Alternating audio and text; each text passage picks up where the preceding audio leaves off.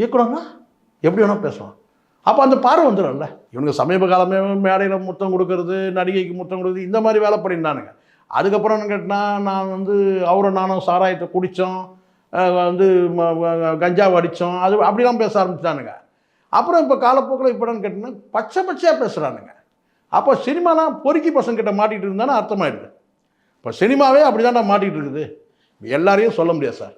இப்போது நான் கேட்குறேன், இங்கே பிரபலமானவர்கள் அஜித் கிட்ட நீங்கள் இப்படி எதிர்பார்க்க முடியுமா? விஜய் கிட்ட எப்படி எதிர்பார்க்க முடியுமா?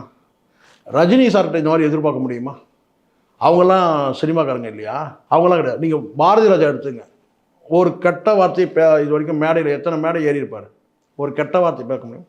பாலச்சந்தர், முத்துராமன், இன்னும் முன்னணி இயக்குநர்கள் எவ்வளோ பேர் சார். இவன்லாம் சின்ன பையன், நேற்று வந்த பையன் இவன் மிஸ்கின்.